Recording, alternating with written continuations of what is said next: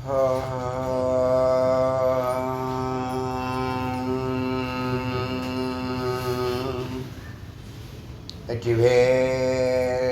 முருகனுக்கு ஏக குரு ஸ்ரீ ஸ்கந்த குருவே நமः. வந்தே குரு பரம்பரா. குரு பிரம்மா குரு விஷ்ணு குரு தேவோ மகேஸ்வரः குரு சாட்சாத் பரபிரம்மா தஸ்மை ஸ்ரீ குரவே நமः. குரவே சர்வலோகானாं விசிஷ்டே பவரூபிணாம் நிலையே சர்வவித்யானாம் ஸ்ரீ தட்சிணாமூர்த்தயே நமः.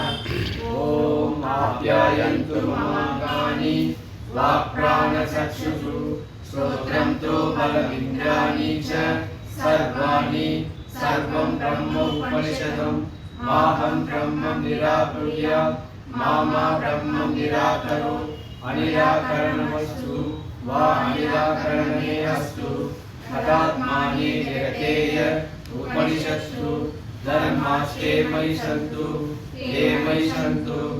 ஓம் சாந்தி சாந்தி சாந்தி.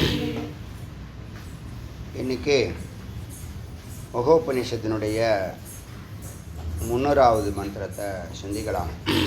அதில் இருந்து சிந்திக்கலாம். சப்த அவஸ்தா இமாக புரோக்தா மயா அஞானஸ்ய வை துவஜ.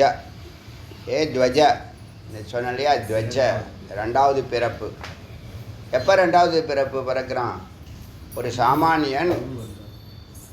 ஒரு சாமானியன் பிராமணன் ஆகிறான். எப்போ 2வது பிறப்பு பிறக்கிறான் அப்படின்னு சொன்னால், எப்போ அவனுக்கு இறைவனை பிடிக்கணுங்கிற எண்ணம் வந்து அதுக்கான முயற்சிகள்லாம் செய்து வழி தெரியாமல் 10 ஆண்டுகள் 20 ஆண்டுகள் தேடினதுக்கப்புறம் பாருங்கள், முமுட்சு வரதே பெரிய விஷயம். வந்தும் அது சீரியஸாக எடுத்துக்கல. நம்ம வந்து வந்த வேலையை செய்யணுங்கிற சீரியஸ்னஸ் இல்லை. தேவையற்ற வேலைகள்லாம் சீரியஸாக செஞ்சுட்டுருக்கோம். தேவையான விஷயத்த சீரியஸாக செய்யலை. சீரியஸ்னால் என்னது? சின்சியராக செய்யலை. தேவையற்ற வேலைகளை மித்த சின்சியராக செய்கிறோம், ரொம்ப உயிரை கொடுத்து செய்கிறோம். ஏன்னா அது பணம் கான்சன்ட்ரேட்டடாக இருக்குது, மணி மைண்டடாக இருக்குது. இப்போ இந்த மாதிரி எண்ணம் வந்தும் இறைவனோட இரண்டரை கலந்தாதான் நமக்கு விடுதலைங்கிற எண்ணம் வந்தும் எப்படி போகணும்னு தெரியாமலே சுற்றின்னு கிடப்பான். இந்த கோவில் அந்த கோயில் அந்த கோயில், இந்த ஜீவ சமாதி சித்தர் சமாதி, இவரை சாதுவை பார்க்க போனால் அங்கே ஒரு சாது இருக்கார், இங்கே ஒருத்தர் இருக்கார், இங்கே ஒரு சாமியார் இருக்கார், இப்படி தேடிட்டு அலையிறானே தவிர குருவை தேடணுங்கிற ஞானமே அவனுக்கு வரலை. பாருங்கள், இறைவனை தேடணும்னா அங்கே யார் வழிகாட்டுறாங்களோ அவங்க தான் குரு. ஞானிகளாக ஏற்கனவே இருக்கிறாங்கன்னா அவங்க இந்த ஜகத்தையே அவங்கள பலவிதமாக அவங்கள உருவாக்கிடும்.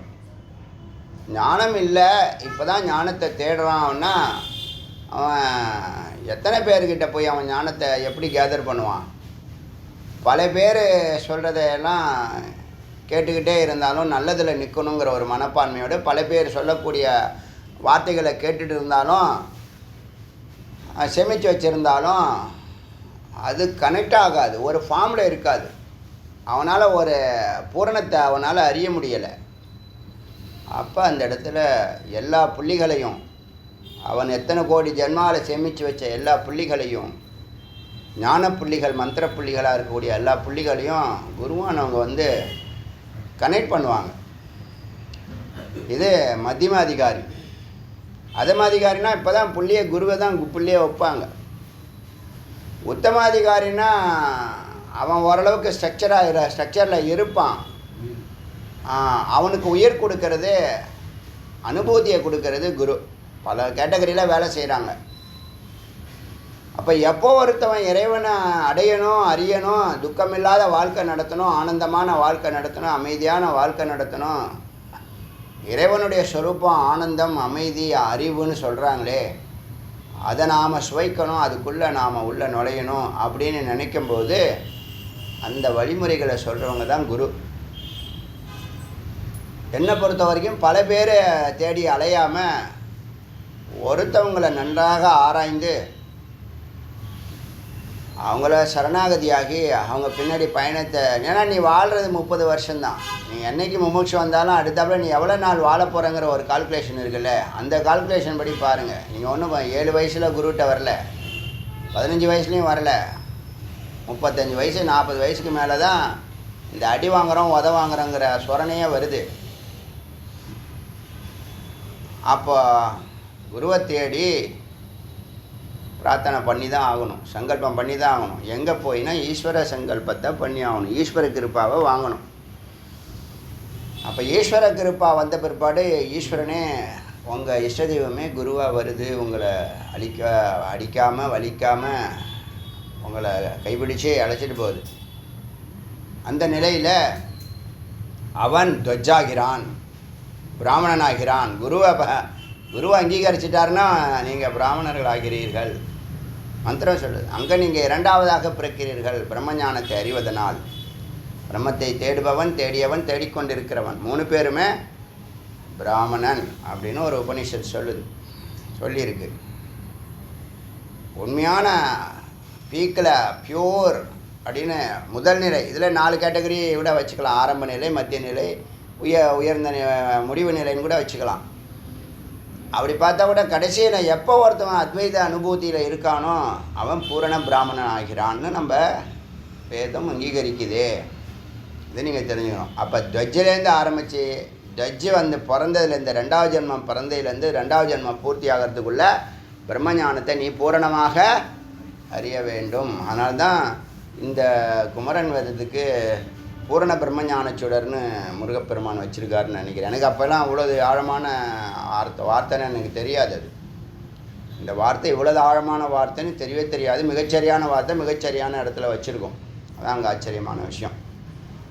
அப்போது இந்த துவஜ்ஜு நிதாகு துவஜ்ஜு இப்போ நான் கூறின அவஸ்தாக்கள்லாம் இருக்கு இல்லையா, 7 விதமான நிலைகள். இது யாருக்கு? ஒரு மோகம், ஒரு மனுஷனை மோகம் பிடிக்கிற இடம். மோகம்னா என்னது? உபாதிகள் பிடிக்கிற கீழான பொருளுக்கு மேலான மதிப்பு கொடுத்து பொய் பின்னாடியே போகிறல்ல, அந்த நிலைகளை சொன்னேன். அந்த உபாதிக்கு ஒரு விசாரம் பண்ணியிருக்கோம் நம்ம இல்லையா. திருகு திருஷ்யம்னு 2 வார்த்தை இருக்குது. திருகுங்கிறது நீ சாட்சி சத்து, திருஷ்யங்கிறது இந்த உலகத்தை நீ புத்தியை வச்சு சித்தத்தை வச்சு, அதுக்கு முன்னாடி பிராணனை வச்சு, அதுக்கு முன்னாடி அவித்யாங்கிற மாயாவை இந்த ஈசன் தூண்டி விடுறாரு. இந்த மாயாங்கிற இருட்டு அவித்யாங்கிறது பிராணனை தூண்டி விடுது.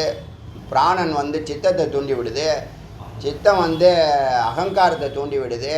அகங்காரம் புத்தியை, ஏன்னா புத்தியை விட அகங்காரம் மேலானது. ஏன்னா அதையே வாட்ச் பண்ணுது. அதுக்கு பின்னாடி வேறு இருக்குது. சாமி கிட்டக்க நெருக்கத்தில் இருக்குது. யார் கிட்டக்க இருக்காங்களோ, சாமி முதல் சர்க்கிளில் இருக்காங்களோ அவங்க மேலானவங்க தானே. அந்த கணக்கு போட்டு பாருங்கள். அந்த கணக்கில் பார்த்தா சித்தத்துக்கு அடுத்து தான் அகங்காரம் வந்துடுது. அகங்காரத்துக்கு அப்புறம் தான் புத்தியே வருது. அதுக்கப்புறம் தான் மனம் வருது. அப்புறம் புலன்கள் வருது. அப்புறம் பொறிகள் வருது. அப்புறம் பொருட்கள் வருது.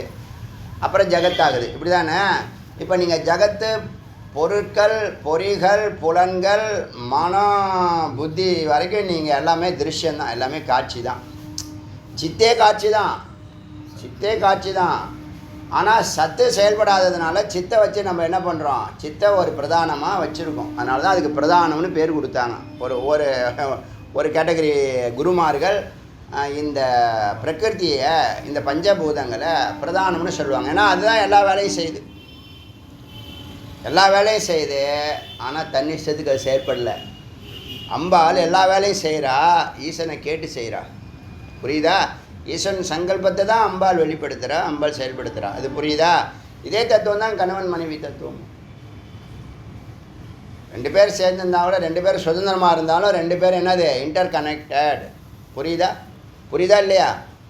இல்லை நான் என் பேத்தியாக கேட்க மாட்டேன், அவர் இஷ்டம் தான் செய்வார்னா அவர் இஷ்டத்துக்கு என்ன தப்பாக செய்கிறாரு? தப்பாக செய்கிறாரு, சரியாக தானே செய்கிறாரு. உன்னுடைய இன்டென்ஷன் சொல்லு. அதோட மேலானதுன்னா அதை ஏற்றுக்க தான் செய்வாங்க. இல்லை நான் சொல்கிறது தான் செய்வேன்னா அது அகங்காரம். அதை விட்டுடுங்க, அது ஈகோலே போகாதீங்க. ஈகோ மண்ணை தான் கவ வைக்கும். அறிவு இருக்கிறவங்க விட்டு கொடுக்கணும், அவ்வளோதான் பாயிண்ட். அறிவு இருக்கிறவங்க விட்டு கொடுக்கணும். யார் விட்டு கொடுக்குறீங்களோ அவங்க அறிவுடையவங்கன்னு அர்த்தம், வேறு ஒன்றும் இல்லை. அறிவு இருந்தால் தான் விட்டு கொடுக்க முடியும். பூரணமான அறிவு இருந்தால் தான் விட்டு கொடுக்க முடியும். சரி அது தெரியல பண்ணுறதை பண்ணிட்டோம் அப்படின்னு நம்மளே எத்தனையோ முறை நம்ம ட்ராக்கில் போயிட்டு இருப்போம், நம்மளை நிறைய பேர் டிஸ்டர்ப் பண்ணுவாங்க. நம்ம என்ன நினைக்கிறோம், ஒரு பார்வை பார்க்குறோம், அறிவில்லை, நோ ரியாக்ஷன், சாட்சியாக இருக்கும், எந்த ரியாக்ட் பண்ணுறதில்ல, ஈசன் பார்த்துக்கிட்டோம். நம்ம ரியாக்ட் பண்ணாமல் இருந்தால் தான் ஈசன் பார்ப்பான். நம்ம ரியாக்ட் பண்ணால் நீயே பண்ணிக்கோன்னு விட்டுருவான். எப்பயுமே புரிஞ்சுக்குங்க, if you are criticised, if you are attacked, two nothing, say nothing, be nothing. இதுதான் இங்கே வேதம் சொல்லக்கூடிய மார்க்கம். அஹிம்சா, உன்னுடைய கருத்தை சம்மந்தப்பட்டவங்கள்ட்ட சொல்லு, அதோடு நிறுத்திக்கோ, நீ ரியாக்ட் பண்ணாத, அமைதியாக இரு, உன்னுடைய ட்ராக்கை நினச்சி உன்னுடைய பயணத்தை தொடரு.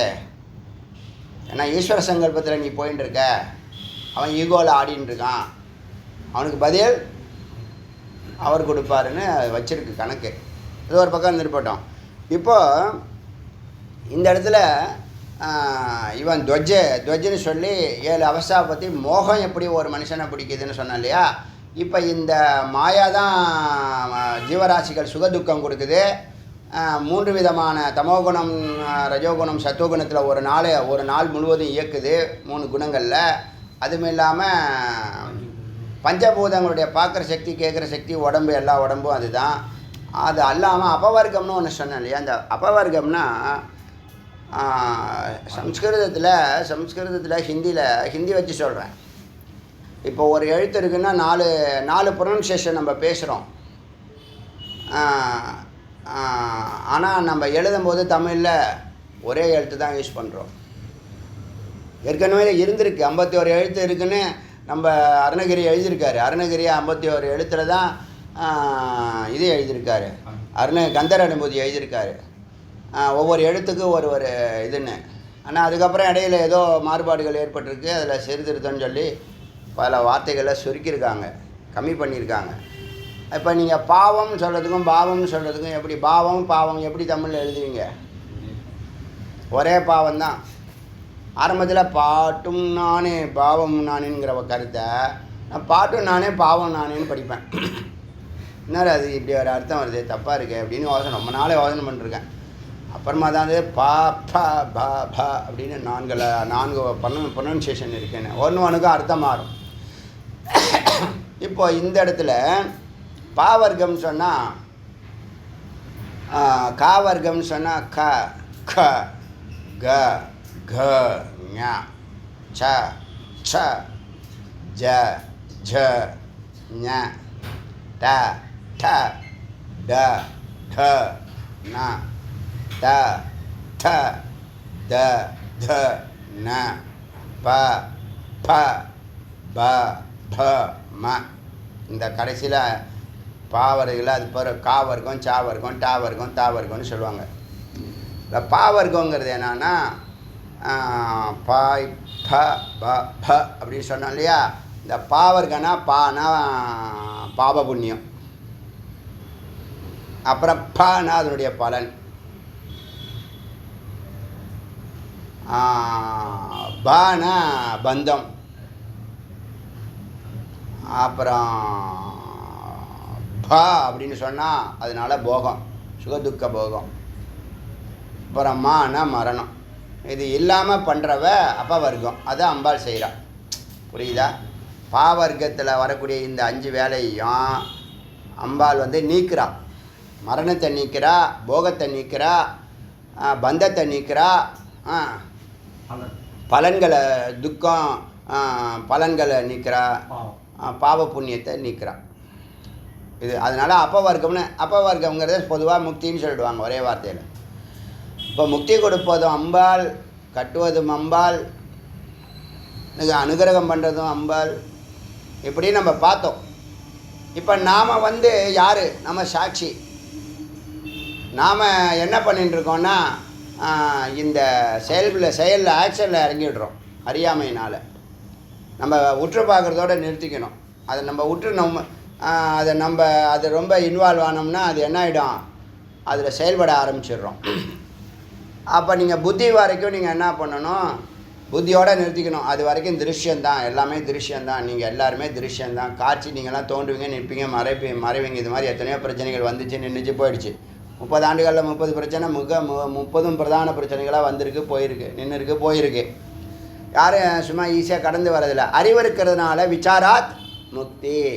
விசாரத்தினால என்ன பண்ணி விசாரம் பண்ணி பார்க்குறோம். சரி இதில் எங்கே நோ ரியாக்ஷன், பதில் இறைவன் வாக்கு என்ன, ஒன்று நீ பதில் சும்மா இரு அப்படின்னு சொல்லும்போது பேசாமல் இருக்கமா, அதுவாக வருது, அதுவே நிற்குது, அதுவே செயலிழந்து போகுது. நீ ரியாக்ட் பண்ணால் அது என்ன பண்ணும், வளரும். நீங்கள் இதெல்லாம் அப்படி தான். அப்போ இந்த சாட்சியான நீ இந்த திருக்கம் திருஷ்யமுங்கிற வெவ்வேறு அப்படிங்கிற ஒரு அறிவாவது இருக்கணும். இப்போ உங்கள் புத்தியை நீங்கள் பாருங்கன்னு சொன்னல, உங்கள் புத்தி தமோகுணத்தில் இருக்கா ரஜோகுணத்தில் இருக்கா சத்தோகுணத்தில் இருக்கான்னு பாருங்கன்னு சொன்னல. அதே மாதிரி நீங்கள் வேற புத்தி வேறங்கிறது தெளிவு இருக்கணும்.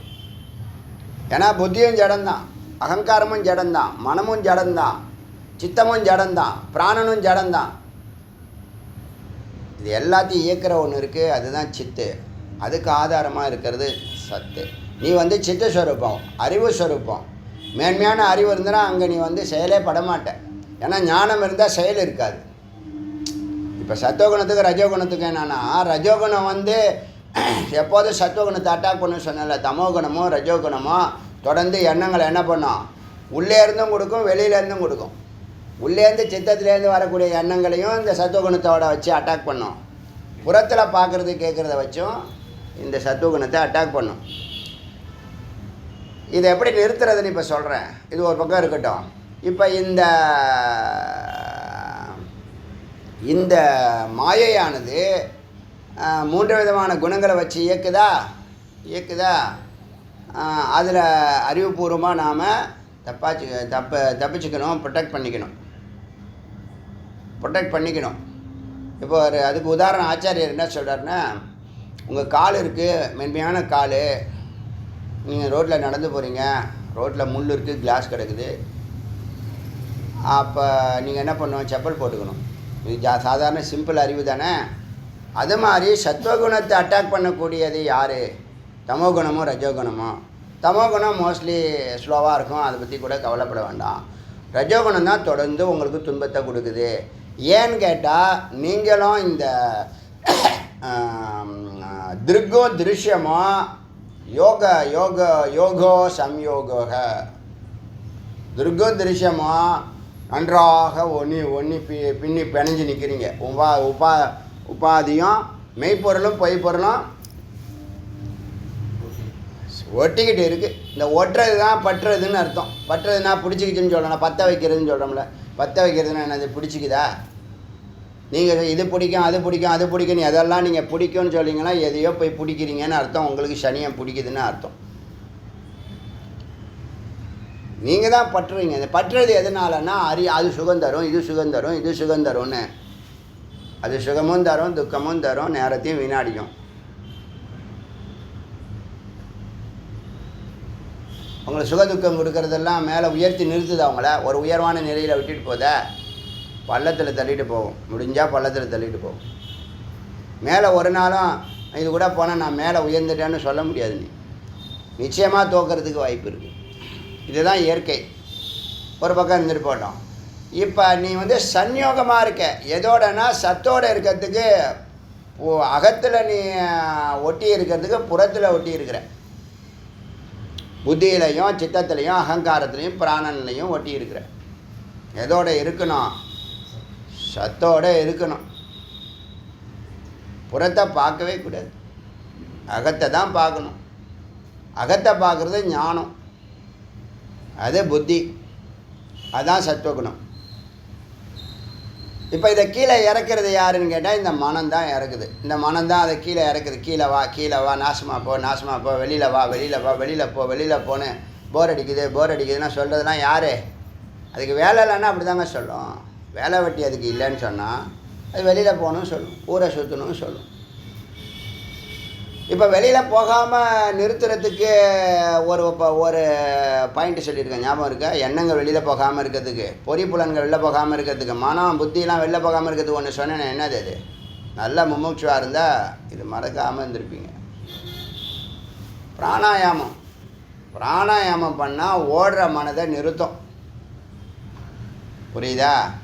அதே மாதிரி சத்துவகுணம் பாதிக்கப்படாமல் இருக்கிறதுக்கு ஒரு செப்பல் போடுற மாதிரி, காலில் முள்ளு குத்தாமல் இருக்கிறதுக்கு ஒரு செப்பல் போடுற மாதிரி தான் இந்த ரஜோகுணத்தினுடைய அட்டாக்கு பரபரன்னு இல்லாமல் பையன் துருதுருன்னு இருக்கான் அப்படின்னு துருதுருன்னு இருக்கான், அவனுக்கு சரியான கோல் கொடுத்தா அவன் மேலே ஏறிடுவான். சரியான கோல் அவனுக்கு ஃபிக்ஸ் பண்ணலைன்னா அவன் கண்டபடி போயிடுவான். பிரச்சனை அதான், ஆற்றல் நிறையா இருந்து அதை சரியாக டியூன் பண்ணலை ஒரு கோல். அதுக்கு தான் சொல்கிறது, இந்த பிரம்மஞானம் இருந்தால் அந்த வேலையை செய்யும். தமிழர்கள் அறிவும் ஆற்றல் மிக்கவர்கள். பிரம்மஞானம் இருந்தால் எல்லாரும் ஜெயிப்பான், எல்லாருமே ஜெயிப்பாங்க. இப்போ என்னாச்சு, எல்லாம் இருக்குது, பிரம்மஞானம் இல்லாததுனால ஃபோக்கஸ் பண்ண மாட்டேங்கிறாங்க. ஃபோக்கஸ் பண்ணால் ஆகிடுவான். ஃபோக்கஸ் பண்ண விடாமல் மாயா என்ன பண்ணுது, அங்கே தான் இந்த இருட்டு வேலை செய்யுது. இப்போ இருட்டை அவித்யாவுக்கு என்ன மருந்துன்னா ஸ்ரீவித்யா தான் மருந்து, அறியாமைக்கு அறிவு தான் மருந்து, அஞ்ஞானத்துக்கு ஞானம்தான் மருந்து.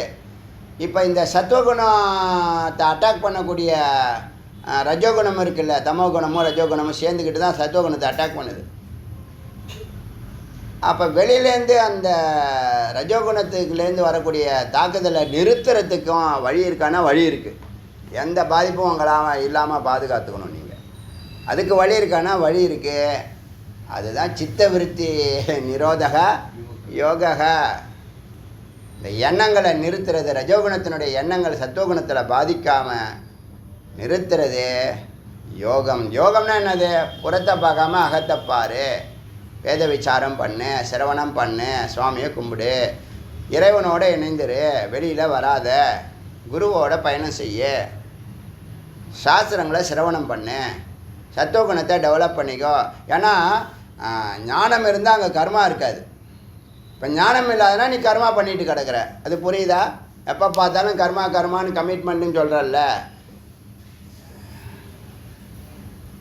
இந்த குகேஷ்னு சொன்னேன்னு வேர்ல்டு சாம்பியன்ஷிப்பு ஒன்றில் ஃபோக்கஸ் பண்ணால் ஜெயிச்சிட்டான், முடிஞ்சு போச்சு. லைஃபே சக்ஸஸ் பண்ணதாக அர்த்தமாகிடுச்சா இல்லையா? வேலைக்கோ பணத்துக்கோ பொருளாதாரத்துக்கோ பேருக்கோ புகழுக்கோ ஒன்று சாதிச்சா எல்லாத்தையும் சாதிச்சாச்சு, முடிஞ்சு போச்சு. 18 வயசு 20 வயசுக்குள்ள அடுத்த 40 ஆண்டுகள் அவன் செய்கிறதெல்லாம் போனஸ் தானே. அப்போ அறிவு இருக்கிறவங்க என்ன பண்ணுறாங்க, ஒன்றில் நிற்கிறாங்க. ஒன்றில் நிற்கிறது தான் அறிவு. ஒன்றில் நின்னதுனால அறிவு வந்துச்சா, அறிவுனால ஒன்றில் நிற்கிறாங்களா? ஒன்றில் நின்னா அறிவு வரும். அறிவே, ஏன்னா இது சொல்லுது, வேதமே சொல்லுது, எனக்கு அறிவு இல்லைன்னு நீ கவலைப்படாது. பின்னாடி வருது மந்திரம், எனக்கு அறிவு இல்லைன்னு நீ சொல்லவே சொல்லாதப்பா. நீ இருக்கிற ஃபீல்டில் ஒன்றில் நிலையாக நில்லுப்பா நம்பி. அது விஸ்வரூபம் எடுக்குதா இல்லையா பார்க்குறேன்னு சொல்லுதே, புரியுதா? அப்போ இந்த சத்துவகுணமும் ரஜோகுணமும் தமோகுணமும் சத்துவகுணமும் சேர்ந்துக்கிட்டு அந்த சத்துவகுணத்தை அட்டாக் பண்ணாமல் இருக்கிறதுக்காக யோகம் அந்த இடத்துல நிற்குது. எண்ணங்கள் வெளியில் போகாமல் இருக்கிறதுக்கு பிராணாயம், இதெல்லாம் மறக்கக்கூடாது. இப்போ நீங்கள் முயற்சி பண்ணி நீங்கள் அலசி ஆராய்ஞ்சு அந்த வழியில் உங்கள் மார்க்கத்தில் இதெல்லாம் தடையாக இருக்குது அதுக்குன்னு சந்தேகம் கேட்டால் இந்த பதிலெலாம் உங்களுக்கு கொடுக்கப்படும். நீங்கள் ஒன்றுமே கேட்காததில்ல, ஆனால் நம்ம சொல்லிக்கிட்டே இருக்கோம். இப்போ நம்ம சொல்கிறது நீங்கள் தேடும் போது சொல்லியிருந்தோன்னா அது உங்கள் வாழ்க்கையில் மறக்க மாட்டீங்க. நீங்கள் தேடாமலே நான் சொல்லிக்கிட்டு இருக்கிறதுனால இது எல்லாமே 10ஓட 11 எடுத்துக்கிறீங்க. மனம் வெளியில் போகலாமா போகக்கூடாதா? வெளியில் போகிறதுக்கு என்ன இருக்குது வேலை சொல்லுங்கள்? வெளியில் போகிறதுக்கு ஒரு வேலையும் இல்லை, உள்ளே போகிறதுக்கோ நிறைய வேலை. ஒரே வேலை தான். பயணிக்கலாமா இல்லையா? உள்ளே பயணிக்கிறோமா இல்லையா? நம்ம தியானம் பண்ண அதோடைய அமைதி நிலை சீக்கிரம் வருதா இல்லையா? ஆனந்த நிலை சீக்கிரம் வருதா இல்லையா? அதனால் காலில் செப்பல் போட்டுக்கிட்டால் தான் முள்ளு குத்தாது போல் இந்த சித்தவிருத்தியை எதுக்காக நிறுத்துகிறோம், எதுக்காக யோகம் பண்ணுறோன்னா இந்த துன்பம் இல்லாமல் இருந்தால் தான் நீ சத்தை தியானிக்க முடியும். அதுக்கப்புறம் நீ சிரவணம் இந்த தியானம் பண்ண தான் அறிவு அனுபவமாக ஆகும்னு சொன்னால், அனுபவம் அனுபூத்தியாக மாறணும்னா if you meditate on a God, if you meditate a God is called dhyanam, meditation. If you meditate the meditator, if you meditate on meditator is called nididhyasana, anubhuti. Meditator யார்? சித்து தானே மெடிடேட் பண்ணுது. யாரை நோக்கி meditate பண்ணுது? சத்தை நோக்கி meditate பண்ணுது. இப்போ சித்தை வந்து சத்து பார்க்கணுது. சத்து தான் சாட்சி. சித்து தான் எல்லாம் வெளியில் அலைஞ்சது, போனது, வேலை பார்த்தது, துக்கப்பட்டது, அனுபவித்தது, கஷ்டப்பட்டது எல்லாம் சித்து தான். சித்து கடவுளை பார்த்துட்டு இருக்கு. அது தியானம். தியானம்னா ஒன்றில் நிற்கிறது, ஒன்றில் நின்று ஆகணும்னா நிற்காது, போயிட்டு போயிட்டு வரும். இது விலைக்கு போகும், திரும்ப திரும்ப அதை உட்கார வைக்கணும். ஒன்றில் அப்புறம் ஒன்றிலே நின்றுடும். அதான் சமாதி. அந்த சமாதி நிர்விகல்பமான எந்த எண்ணமும் இல்லாமல் நீ எங்கே இருக்கிறேன்னு தெரியாமல் ஆனந்தமாக மட்டும் இருந்தீங்கன்னா நிர்விகல்பம், எந்த விசாரமும் இருக்காது. அப்போ தான் யூ மெடிடேட் ஆன் மெடிடேட்டர். புரியுதா? If you meditate on Lord, on God, is called a தியானம், meditation. If you meditate the meditator, if you meditate on meditator, is called a nididhyasanam.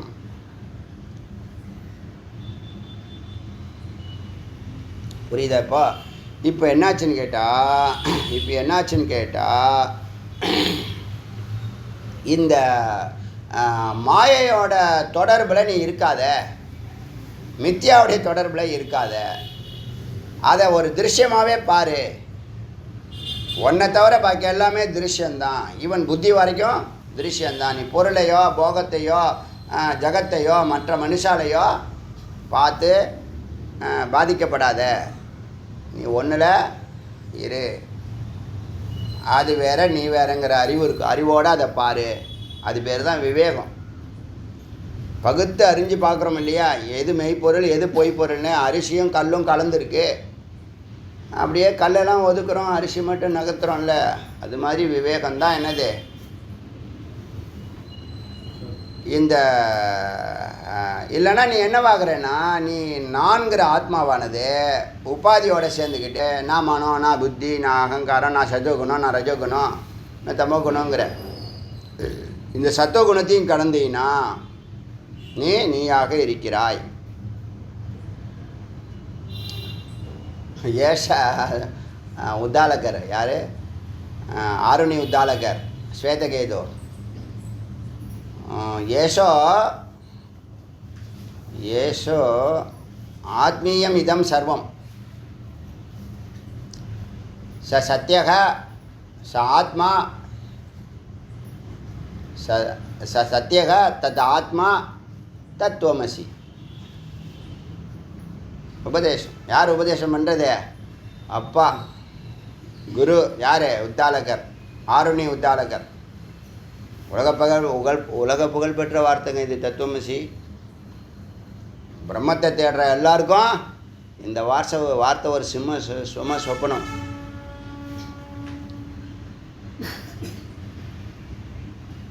அதுக்கு முன்னாடி ஒரு வார்த்தை ஏஷோ அனிமா. இது ரொம்ப நுட்பமானது. ஆத்மீயம் இதம் சர்வம். இங்கே இருக்கிறது எல்லாம் ஆத்மா. ஈசாவாசம் இதம் சர்வம்னு சொல்கிற மாதிரி ஆத்மீயம் இதம் சர்வம். ச சத்தியம் தது ஆத்மா தத்துவமசி. அது எப்போதும் இருக்கக்கூடியது. அதுதான் எல்லாமா இருக்கிறது. அது சத்தியமாக இருக்கிறது. அது பேர் ஆத்மா. அது நீ என்னவா இருக்க? நீ என்னவா நினச்சின்னு இருக்க? உன்னை நான் வந்து அல்பம், நான் மனுஷன், உன்னை நீ லிமிட் பண்ணிக்கிற. இந்த சரீரத்தை வச்சு தான் நீ பேசுகிற. நீ சரீரம் அல்லன்னு சொல்லியாச்சு. சரீரம்லாம் அம்பாளுடைய அணுக்கள், சேரும் பிரியும். எந்த பித்த உடம்பா, வாத்த உடம்பா, கஃப உடம்பான்னு உடம்பு உன்னுடைய கர்மாவுக்கு தகுந்த மாதிரி உடம்பை சேர்த்து வைக்கும், கூட்டி வைக்கும், பிரித்து வைக்கும். இப்போ எல்லாத்தையும் அணுக்களாக பார்க்குற ஒரு அறிவு இருக்கணும் முதல்ல. இதெல்லாம் சேரும் பிரியும். எல்லா பொருளையும் அணுக்கள் தானே இருக்குது. எல்லா பொருளும் அணுக்களால் சேர்க்கப்பட்டது தானே. அப்படி பிரித்து பார்க்கணும். அதனால் புத்தியாக பாரு. புத்தி தான் என்னது? இந்த உலகத்தினுடைய எல்லா ரிப்போர்ட்டையும் வாங்கி தான் வந்து நமக்கு ஞானத்தை கொடுக்குறதே புத்தி தானே. இதெல்லாம் அறியுதா இல்லையா? இது அறியுது. புத்தி தானே அறியுது, சத்துவகுணம்னு சொல்லிக்கலாம். புரியுதா? இப்போ சத்துவகுணத்தை அட்டாக் பண்ணாமல் சத்தில் நிற்கணும், அது பெரிய விஷயம். எப்போ நீயே பல கோடி ஜென்மம் கழித்து இப்போ தான் இந்த இதுக்கெல்லாம் ஒரு முடிவு கட்டணும் அப்படின்னு ஒரு முடிவு எடுத்திருக்கேன். இந்த பிரச்சனைகளுக்கெல்லாம் ஒரு முடிவு கட்டணும்னு தோணுமா தோணாதா? ரொம்ப நாள் குறைச்சல் கொடுத்துக்கிட்டே இருக்குது. ஒரு எலின்னு வச்சுங்க, சொல்லிக்கிட்டே இருக்கும், கேட்க மாட்டேங்குது. ஐயோ பாவம் விட்டுடலான்னு பார்த்தா டெய்லி ஒரு வாழைப்பழத்தை பெரிய வாழைப்பழத்தை பெரிய பழத்தை அது முழுசாக சாப்பிட்டாலும் பரவாயில்ல, நிம்மதியாக இருக்கும். ஏதோ மாட்டு கொடுக்குறோம், எதுக்கோ கொடுத்துருப்போம், கொஞ்சோண்டு கடிச்சு வச்சு பாய்சனை ஏற்றி விட்டு போயிடுது. அதை மனுஷனும் சாப்பிட முடியாது, யாரும் சாப்பிட முடியாது. பார்த்தோம் வீட்டில் பெரிய பொறி வைங்க போய்ங்க சொல்லிகிட்டே இருந்தேன், கேட்கல. அதெல்லாம் பிடிக்க முடியாது. அதுன்னு பார்த்தா இந்த எலி பொறியில் சின்ன மைனூட்டான ஒரு நுட்பமான ஒரு குறைபாடு இருந்துச்சு. அதை கவனிக்காமல் வச்சுக்கிட்டே இருந்தோம். அது டெய்லி அது பேசாமல் வந்து அது பேசாமல் உள்ளே புந்து சாப்பிட்டுட்டு அது பேசாமல் போயிட்டு இருந்துச்சு. அப்புறம் உத்து கவனித்தா அந்த ஃபால்ட்டு தெரிஞ்சிச்சு. ஃபால்ட்டை சரி பண்ணி வச்சா டெய்லி ஒரு எலி விழுந்துக்கிட்டே இருக்கும். அடிக்க மாட்டோம், கொண்டு போய் எங்கேயாவது விட்ருவோம். ஒரு ஜீவராசியை இன்னொன்று தெரிஞ்சுங்க, இது ஒரு கருணையில் விடுறோம், நமக்கு மனசாட்சி இருக்குது, கருணையினால் விடுறோம். ஆனால் பொதுவாக ஒரு பொருளை யாரை நீங்கள் கொன்னாலும் அந்த கர்மா மொத்தத்தையும் நீங்கள் ஏற்றுக்கணும். யார் கொள்றீங்களோ அவங்களுக்கு போய்டும். அது இப்போ ரோட்டையெல்லாம் போட்டு வெட்டுறான்ல கண்ணா அப்படின்னா, டிவியில் சிடிவி என்ன டிவி சிசிடிவியில் காமிக்கிறான்ல, அந்த பாவம் அவனுக்கு தெரியாமல் பண்ணுறான். அவனுக்கு போகிறவனுக்கு மோச்சம், அவன் மொத்த கர்மா இவனுக்கு சித்தத்தோட எல்லாத்தையும் இந்த தம்பி தாரை பார்த்து கொடுத்துட்டு போகிறான். இது தெரியாமல் 10க்கும் 100க்கும் என்ன பண்ணுது, இது பைத்தியம் நோ பண்ணிட்டு கிடக்குது. எல்லாம் தெரிஞ்சுங்க, யார் சொல்லித்தர போகிறேன். அதனால் எந்த உயிரையும் நீங்கள் என்ன பண்ணக்கூடாது, புத்தி கொடுக்கக்கூடாது. புத்தி குடிக்குதுன்னா அதுக்காக சாதுக்கெல்லாம் கொசு அடிக்கிறதுல யோசனை பண்ணுவான். இதோடைய கர்மானம் அது ஒன்றும் கொசு நிலையில் தான் இருக்குது, அது ஒன்றும் பெரிய நிலையில் இல்லை. ஏன்னா ஒரு செல் உயிர்லேருந்து இந்த ஒரு அறிவு தாங்க மேன்மை பெறுதே. நல்லா புரிஞ்சுங்க, ஒரு செல் உயிர்னு சொல்கிறோம்ல, ஒரு செல் உயிர்னு சொல்கிறதும் ஒரு அறிவுன்னு சொல்கிறதும் எல்லாம் ஒன்று தான். சொல்கிறது புரியுதா? ஒரு அறிவுனானது அதுக்கு சவுண்டு கொடுக்கும், சவுண்டை கேட்கும். இன்னொரு அறிவுனா அதை தொட்டு பார்க்கும், இன்னொரு அறிவுனா மோந்து பார்க்கும், இன்னொரு அறிவுனா கண்ணால் பார்க்கும், இன்னொன்னா சாப்பிட்டு பார்க்கும். இப்படி ஒவ்வொரு அறிவாக. மனுஷன் மட்டும் அதே அறிவில் நிற்கிறான், அதுக்கு மேலே வரவே இல்லை. எத்தனை 5 அறிவா அவனுக்கு? எத்தனை 5 4? சும்மா 6லாம் சொல்லாது, போய் சொல்லாதீங்க. 6 இருந்தால் நீங்கள் இங்கே உட்காந்துருக்க மாட்டீங்க. புரியுதா விஷயம்? ஆகாரம் அதே சொல்லியிருக்கேன். 5 அறிவு என்னன்னம்னா, ஆகாரம் சாப்பிட்றது, விகாரம் அலைகிறது, மைத்தனம் குட்டி போகிறது, பயம் பயப்படுறது, அப்புறம் மரணம் செத்து போகிறது. கரெக்டாக பொருந்துது பாருங்கள். அதனால் இந்த மோகம் வந்து எப்படி ஒரு உயிரை பிடிக்குது, அதில் மாட்டிக்காமல் எல்லாமே புத்திக்குள்ளே அடக்கி புத்தியை நம்ம வெளியிலேருந்து பார்க்கணும். புத்தியை நாம் சேரக்கூடாது. புத்தியோடு செயல்படலாம், ஆனால் புத்தியும் நாமளும், அது புத்தி நாம் ஆத்மாங்கிற அறிவு இருக்கணும், அந்த தெளிவு இருக்கணும். அது பேர் தான் விவேகம். எல்லாம் சொல்லியாச்சு. இப்போ எல்லா விவரம் எப்படி பார்க்கணும். அப்போ நீங்கள் திருக்கும் திருஷ்யமும் ஒன்றா இருக்கீங்க, பொய்யும் மெய்யும் சேர்ந்து இருக்குது. ஆத்மா அசங்ககன்னு ஒரு வார்த்தை கூட இருக்குது, அதையும் நீங்கள் கவனிக்கிறது இல்லை. ஆத்மா யாரு கூடயும் சேராது. நல்ல உத்தம அதிகாரியாக இருந்தால் யாரு கூடயும் சேர மாட்டான். இப்போ நம்ம சொல்கிறோம்ல, சில பேரை உத்தம அதிகாரின்னு சொல்கிற மாதிரி நான் அடியேனே போய் தொடர்பு கொள்வேன். குவாலிட்டி இருக்கும், பூரணம் இருக்கும், பார்ப்போம். நமக்கு தெரியும். நீங்கள் வந்து ஆடியோ கேளுங்க, இல்லை தியானம் பண்ணுங்கள், நீங்கள் வந்து சிரவணம் பண்ணுங்கள் அப்படின்னு சொல்லுவோம். அது ஒர்க் அவுட் ஆகிடும், கிளிக் ஆகிடும். கதவை திறந்து விடுற சுவாமிநாத சுவாமி. அவங்களுக்கு தெரியாது, அரைக்குறையாக தெரிஞ்சிருக்கலாம், கான்சன்ட்ரேட் பண்ணாமல் இருப்பாங்க. அவங்கள கான்சன்ட்ரேட் பண்ண வச்சுருவார். புரியுதா? ஏன்னா ப்ரொமோட் பண்ணுறாரு, தூக்குறாரு, மேலே உயர்த்த போகிறாரு. ஒரு கதவை திறக்கிறாரு. அந்த பாயிண்ட்டு என்றைக்கு நான் போய் தொடர்பு கொள்கிறேன்னா அன்றைக்கி ஒரு கதவு திறக்கப்படுது. நானாக எல்லாரையும் போய் தொடர்பு கொள்வேனே, பண்ண மாட்டேன். எத்தனை பேர் வராங்க போகிறேன், எவ்வளோ பேர் கிராஸ் பண்ணி போகிறோம், அது தெரிஞ்சிடும் எல்லாம். அதனால் அத்த நானா அபிபவ அபிபவ ரூபிணி இமா சப்தபதாம். இப்படி உனக்கு தெரியாத இந்த விஷயங்களை இப்போ நான் மோகத்தை பற்றி சொன்னேன். இப்போ ஞான பூமியை பற்றி சொல்ல போகிறேன், அப்புறம் யோக பூமியை பற்றி சொல்ல போகிறேன். இப்போ வந்து மோக பூமியை பற்றி சொன்னேன். இந்த உயிரே என்ன பண்ணிக்கிட்டு இருக்கு, எப்படி உபாதி பிடிக்குது, மாயா எப்படி பிடிக்குது, மாயாவோட வேலை என்ன, இந்த ஆத்மா எப்படி எல்லா விதமாக கட்டப்படுது, இதெல்லாம் என்னது? மோகம் பிடிக்கிற விஷயம். இப்போ வந்து ஞானபூமியை பற்றி சொல்ல போகிறேன் உனக்கு. அத்த ஏக சதசம்கியா இந்த நிலைகள் வந்திருக்கு, 100க்கு மேலே இருக்குது. அதில் நான் ஒரு 7 தான் செலக்ட் பண்ணி சொல்கிறேன். அத்த நானா அவிபவ அறியாமல் இருக்கக்கூடிய இந்த நிலைகளை 7ஆக சுருக்கி 7ஆக சப்தபதாம் ஞானபூமி ஞான நிலைகளாக ஆகர்ண நன்றாக சொல்ல போகிறேன், நீ கேளு, நல்லா கேளு. ஆகர்ண கர்ணைய அனக எந்த குற்றமும் பாவமும் இல்லாமல், அணையா எந்த குறையும் இல்லாமல். இந்த அணையாங்கிறது என்னன்னா, அணையாங்கிற வார்த்தைக்கு இம்ப்ரூடன்ஸ்னு ஒரு வார்த்தை இருக்குது தெரியுமா? இம்ப்ரூடன்ஸ்னால் இந்த விளைவை சிந்திக்காமல் செயல்படுவான். இது எப்படி சொல்கிறது?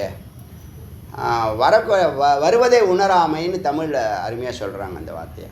வருவதே உணராமை. இப்போ ஒரு பிரச்சனை நல்லதோ கெட்டதோ வருது, அதை உணராமல் ஏதாவது பேசி வைக்கிறது, செய்து வைக்கிறது, இல்லை கண்டபடி பேசுகிறது, வாய்க்கு வந்தது கண்டபடி செயல்படுறது இம்ப்ரூடன்ஸுன்னு பேர். IMPRUDENCE. நிறைய பேர் இப்படி தான் இருப்பான். ப்ரூடன்ஸ்னால் நுட்பமான அறிவு. இம்ப்ரூடன்ஸ்னால் முன்னையே ஆயிரதில்லை. ஒரு விஷயத்தை நீ செயல்படுறதுக்கு முன்னாடி நல்லா ஆழ்ந்து, அது ஒரு திருக்குறள் கூட ஒரு பாட்டு இருக்குது. ஒவ்வொரு விஷயத்தையும் ஆய்ந்து மெய்ப்பொருள் காண்பதறிவு. நன்றாக மெய்ப்பொருளை அறிஞ்ச பிற்பாடு தான் செயல்படணும். எண்ணி துணிக கர்மம் துணிந்தவன் எண்ணுவது என்பது இருக்குது. ஒரு விஷயத்தை செய்கிறதுக்கு முன்னாடி நல்லா நல்லா சிந்திச்சு எண்ணி துணிக கர்மம், என்ன வேலை செய்ய போறியோ நன்றாக எண்ணி சிந்திச்சு ஆய்ந்து, அங்கே தான் ப்ரூடன்ஸ் வருது. அதை அறியாமல் நீ செயல்பட்டீங்கன்னா லாஸில் கொண்டு போய் விட்டுரும், பள்ளத்தில் கொண்டு போய் உழுத்து விட்டுரும், துக்கத்தில் விட்டுரும். துணிந்த பெண் எண்ணுவது என்பது இழுக்கு. இறங்கி பார்த்துக்கலாம். அதுக்கப்புறம் அது நீ சத்காரியத்தில் நீ அது மாதிரி பண்ணலாம், தைரியமாக பண்ணலாம். சத்காரியம் ஒன்று பண்ணுற, அதில் துணிந்து இறங்கலாம். ஏன்னா ஈஸ்வர சங்கல்பம், அது ஈஸ்வர சங்கல்பம். அது எப்படி இருந்தாலும் அவர் கரெக்ட் பண்ணிவிடுவார். செல்ஃபிஷாக இருந்து நீ துணிஞ்சு செஞ்சீங்கன்னா அது வந்து அசட்டுத்தனம். அதுதான் இம்ப்ரூடன்ஸ்னு பேர். விளைவு தெரியாமல் அதான் அசட்டுத்தனம்னு பேர். கான்ஃபிடென்ஸு ஓவர் கான்ஃபிடென்ஸுன்னு சொல்கிறாங்களே, அந்த மாதிரி. கான்ஃபிடென்ஸு நீ செய்யக்கூடிய அறிவு இருக்குது, உனக்கு தகுதி இருக்குது, நீ அதை அறியிற, செஞ்சு பார்த்துருக்க, ஒரு அனுபவம் இருக்குது, அது ஒரு கான்ஃபிடென்ஸ் கொடுக்கும். அது ஒரு நிலை. சினிமாவில் சொன்னால் ஒரே ஒரு பாட்டில் நம்ம கோடீஸ்வரன் ஆகலான்னு வழி இருக்குதுன்னு சொன்னால் அந்த பாட்டை கேட்டுட்டு அதே மாதிரி நம்மளும் ஆகணும். அடுத்த வருஷத்துக்குள்ளே நான் எங்கள் தெருவிலேயே நான் பெரிய ஆளாக இருக்கணும், எங்கள் பரம்பரையிலே நான் பெரிய ஆளாக இருக்கணும், எங்கள் ஃப்ளாட்ஸ்லேயே நான் தான் பெரிய ஆள், எனக்கு ஒரு ப்ரைடு இருக்குது, ப்ரௌடு இருக்குது, இமேஜ் இருக்குது, வெங்காயம் தான் இருக்கும். கடைசியில் அறிவு இல்லாமல் செயல்படுறது, ஆடுறது, என்ன நடக்குதுன்னே தெரியாமல் ஆடுறது, பள்ளத்தில் விழுந்துட்டு என்னை காப்பாற்றுங்க, எல்லாமே அறியாமை. சரி இருந்துட்டு போட்டோம். அதுக்கு தான் பொறப்பை போடுது. இவன்லாம் சொன்னால் கேட்க மாட்டான், அவனை வச்சு செய்வோன்னு தான் என்ன பண்ணுது, பொறப்பை போடுது, லாக் பண்ணுது. அப்புறம் நான் லாக் ஆகிட்டேன் அப்படின்னு சொல்கிறது. எல்லாம் மடத்தனத்துலேயும் மடத்தனமாக. இப்போ என்னாச்சு, இதை அறிந்து அதான் அணையா ஞானபூமி ஆக்கர். நாம் ஞானத்தை பற்றி சொல்ல போகிறேன், நல்லா கேட்டுக்கோ. ஏன்னா புதிய கருத்துக்களை திறக்கிறாரு. இப்போ நீங்கள் எல்லாம் ஒரு நிலைக்கு வந்திருக்கீங்கல்ல, இதெல்லாம் இது வேதம் ஆராய்ச்சி பண்ணி சொல்லுது. இதெல்லாம் நீ இப்படி இப்படி வருவ, இப்போ இந்தந்த நிலையில் இது வரும் சொல்லலாம். ஒரு கைட்லைன் கொடுக்குது, ஒரு ரூட் மேப் கொடுக்குது.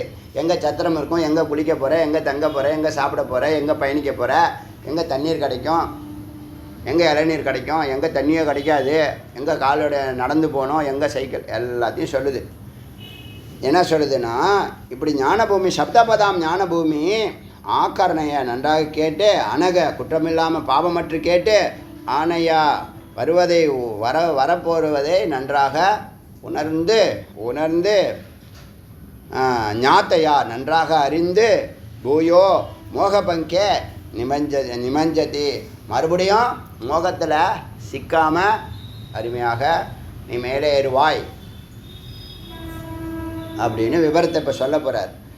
இப்போ என்ன சொல்ற, வதந்தி பகுபேதேன வாதினோ யோக பூமிகா. யோக பூமிகா இப்போ ஞானமும் யோகமும் ஒன்றா சேர்க்குறார். வேதமே வேதம் ஃபுல்லாகவே பக்தியும் யோகமும் ஞானமும் தான். இதை மறுத்து பேசுகிறான்னா அவன் பூர்ணமாக படிக்கலைன்னு அர்த்தம், இல்லை பூர்ணமான ஞானம் இல்லைன்னு அர்த்தம். ஞானம்தான் பெருசுன்னு சொல்கிறதும் தப்பு, யோகம்தான் பெருசுன்னு சொல்கிறதும் தப்பு, பக்தி தான் பெருசுன்னு சொல்கிறதும் தப்பு. நம்ம சொன்ன மாதிரி மூணுத்தையும் சேர்த்து 33% தான் சரி. முதல்ல பக்தி, ரெண்டாவது யோகம், மூணாவது ஞானம். ஒன்றுக்கு நுட்பம் இருக்குது, அறிவு நிலை தான், வேறு ஒன்றும் கிடையாது.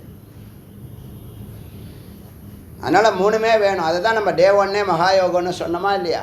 மகாயோகம்னு சொன்னோம். டே ஒன் எப்படி தெரியும்? மகாயோகங்கிற வார்த்தை எப்போ தெரியுமா பயன்படுத்த முடியும்? மூணுலேயும் ஒருத்தன் எக்ஸ்பர்ட்டாக இருக்கிறானோ அவன் தான் மூணுத்தையும் சேர்த்து கொண்டு போக முடியும் உங்களை. எவ்வளோ ஆச்சரியமான விஷயம். அப்போ தான் அந்த வார்த்தையை ஒத்துக்குவான்.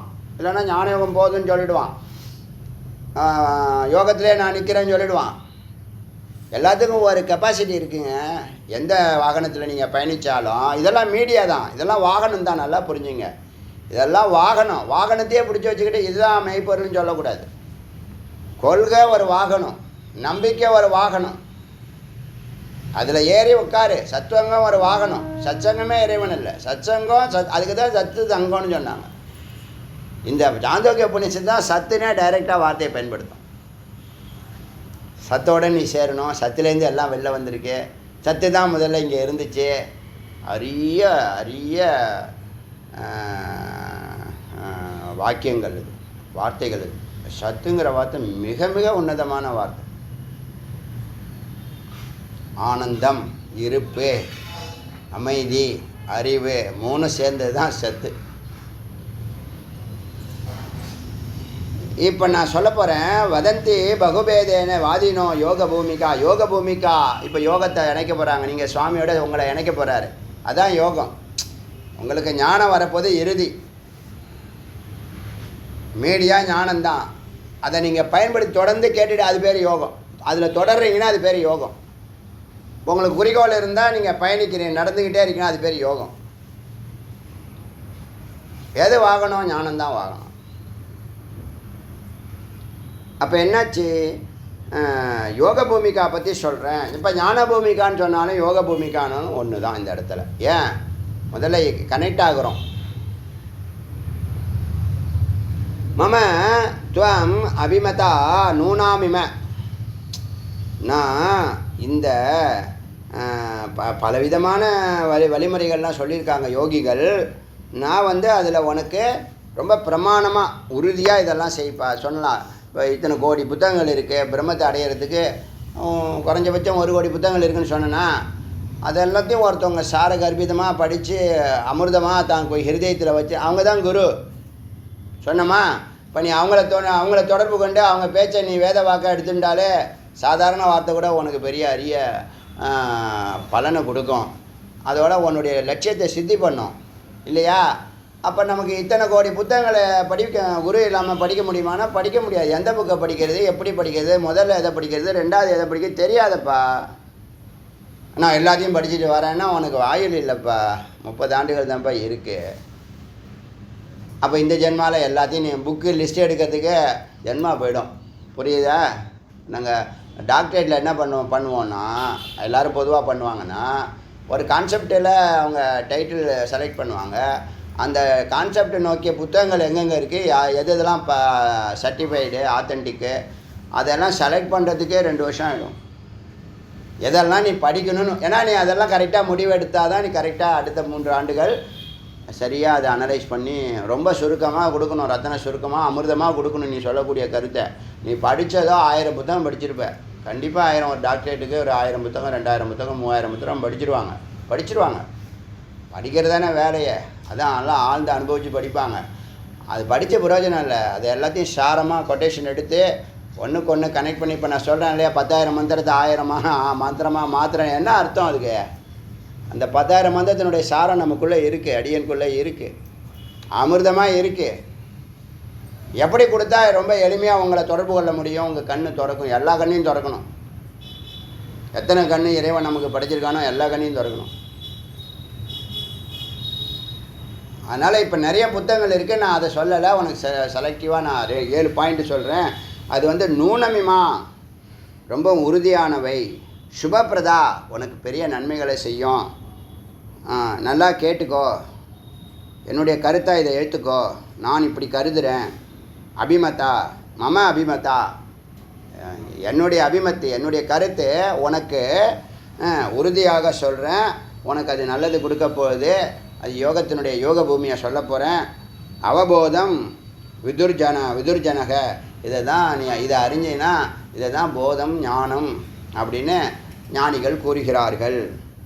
ததிதம் சப்த பூமிகா முக்திஸ்து, அதுக்கு 7 படிக்கட்டாக நான் சொல்கிறேன், 7 நிலைகளாக சொல்கிறேன், 7 இடமா சொல்கிறேன். அது முக்தி தரும். ஞேயம் இத்தியுக்தா, ஞேயம் ஞானத்தை கொடுக்கும். ஞேயம்னா என்னது? அறியப்படும் பொருள். சத்தை நீ பூரணமாக அறிவாய், அடைவாய், அனுபவிப்பாய், அனுபூதி கொள்வாய். இந்த 7 படிக்கட்டையும் நீ கரெக்டாக செய்யணும். 7 படிக்கட்டையும் கரெக்டாக இப்போ ஒவ்வொரு கால் வச்சு ஏறணும். 7 படிக்கட்டு எனக்கு தெரியும்னு உட்கார விடாது. அதனால தான் விசாரம் தானே இது ஃபுல்லாகவே. அதனால் 7ஐயும் கரெக்டாக நீ அண்டர்ஸ்டாண்ட் பண்ணணும், புரிஞ்சுக்கணும். அச்சா, இப்போது ஞானபூமி என்னன்னு முதல்ல சுப இச்சா பாருங்கள். உங்களுக்கு இது வரைக்கும் பிறந்ததுலேருந்து நீங்கள் கோடி விஷயங்கள் ஆசைப்பட்டிருப்பீங்க, இல்லை லட்சக்கணக்கான விஷயங்கள் ஆசைப்பட்டிருப்பீங்க, விருப்பங்கள் இருந்திருக்கும், ஆசைகள் இருந்திருக்கும். அதெல்லாம் சித்தத்தில் இருக்கிறது. இது இந்த ஜென்மாவில் மட்டும் இல்லை, பல கோடி ஜென்மாவில் நீங்கள் பதிஞ்ச பதிவுகள் உங்கள் கண்ணுக்கு முன்னாடி இப்போ காட்சியாக தெரியுது. பதிவுகள்னால் என்னது? பதிவுகள் தான் உங்களுக்கு காட்சியாக தெரியுது. நீங்கள் வெளியில் பார்க்குறது வரக்கூடிய காலத்துக்கு ஆகாமியம். ஏற்கனவே உள்ளதை தான் வெளியில் பார்க்குறீங்க. உள்ளேருந்து வந்த எண்ணங்களை தான், அது சிந்தனமாக அது சார்ந்த விஷயங்களில் தான் இப்போ நீங்கள் படிக்கிற சப்ஜெக்டு, இங்கே இருக்கிற ஊர், அப்பா அம்மா எல்லாம் என்னது? எல்லாம் உங்கள் வாசனைப்படி தான், உங்கள் பதிவுகள் படி தான் அமைத்து கொடுக்கப்படுகிறது. புரியுதா? எந்த அளவு கூட தவறு நடக்கலைங்க எங்கேயுமே. என்னுடைய அனுபவத்தில் சொல்கிறேன். இறைவனுடைய படைப்பில் எல்லாம் நீங்கள் தான் காரணம்னு அது சொல்லிவிடும். எல்லாத்துக்கும் அதான் காரணம். ஆனால் ஒன்றை வச்சு செய்யும். இப்போ நீ நான் செய்கிறேன்னு சொல்கிறல்ல, என்னதுன்னு சொல்கிறல்ல, அதான் ஒன்றுது இந்தா அப்படின்னு கொடுத்துரும். இந்த அகங்காரம் ஒரு அதிசயமான விஷயம். நான் செய்கிறேன் அப்படிங்கிறது அதுக்கு தெரியுது பாருங்கள். நான் செய்கிறேன் புத்தி, நான் செய்கிறப்பா அதை அப்படின்னு சொல்லுதில்ல, அது அகங்காரம். அதான் புத்தியோட அகங்காரத்துடைய குழந்தை தான் புத்தி.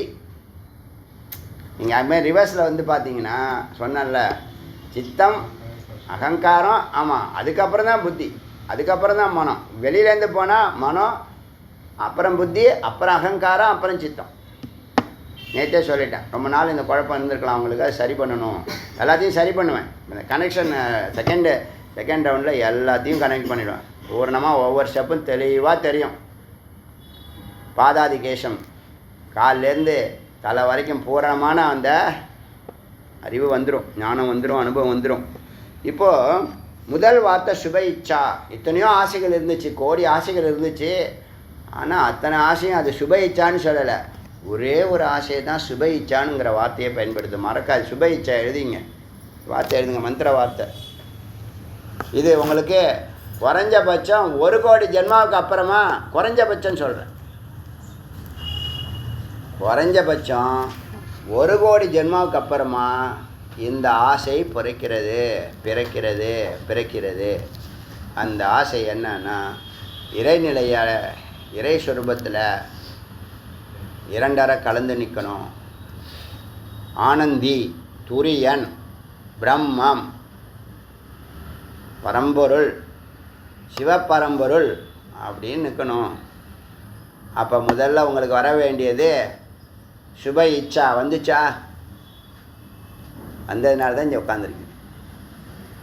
இதிலையே நீங்கள் கோடியில் ஒருத்தவங்க, இதில் ஒன்றும் அடியன் சொந்த கருத்து ஒரு இல்லை, அனுபவித்து சொல்கிறதுனால கொஞ்சம் இதுவாக இருக்குமே தவிர, இதை கேட்குறவனும் கோடியில் ஒருத்தவன், பேசுகிறவனும் கோடியில் ஒருத்தவனே ஏற்கனவே மந்திரம் சொல்லிடுது.